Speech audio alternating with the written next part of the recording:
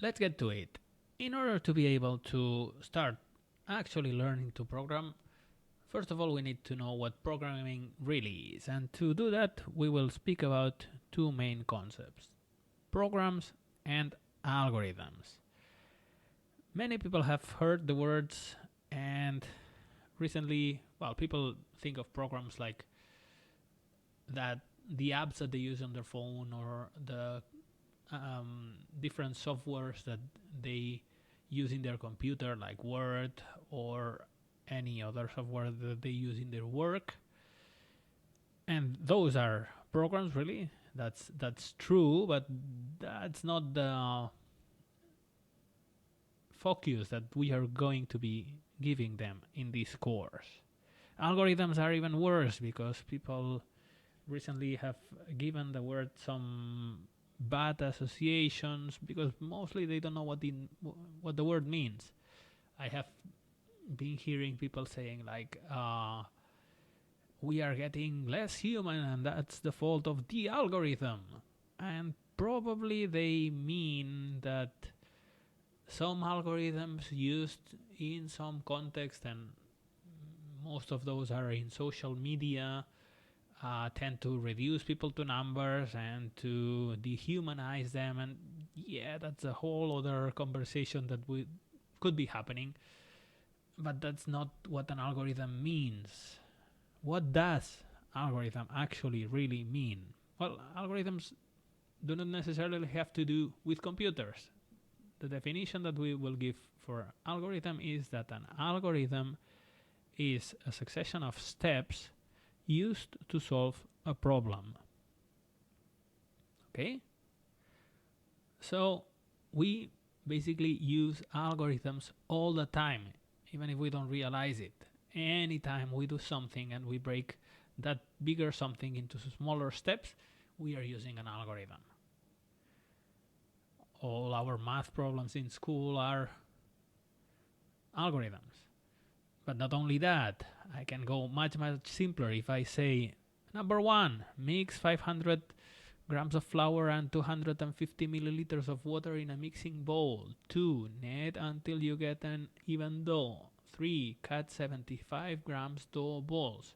4, flatten each dough ball with a rolling pin to make flour tortillas. And 5, cook each tortilla on a lightly oiled pan for a few minutes. Then I have a solution of steps to solve a problem, so I have an algorithm, and I also have a recipe for flour tortillas.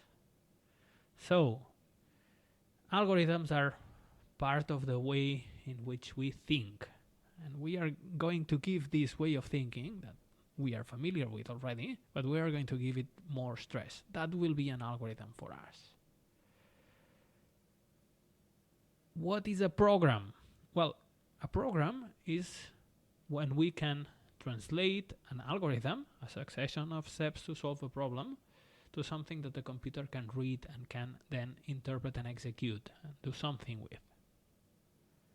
Okay? In general, we will have some problem, like I want to compute whether or not this method in my work is better than another one. And then we will transform that into an algorithm, and I will break down each of my two methods into a series of steps on how to run them, and then I will break down the comparison into how to read the results and how to compute the difference between the results, and so on and so forth. So I will have a succession of steps, and then I will keep breaking down each of these steps. Run my first algorithm will find a programming language where I can implement my algorithm, and then find data, and then use the data with the algorithm, and then each algorithm will have a number of steps that I will be able to break down into something that in the end will become very simple statements. And those very simple statements will be interpretable by the computer. Okay?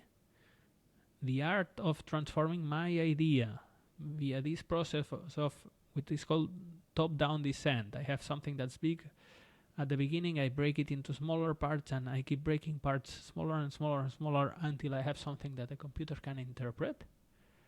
This process of translating my ideas into a programming language, that's what programming is.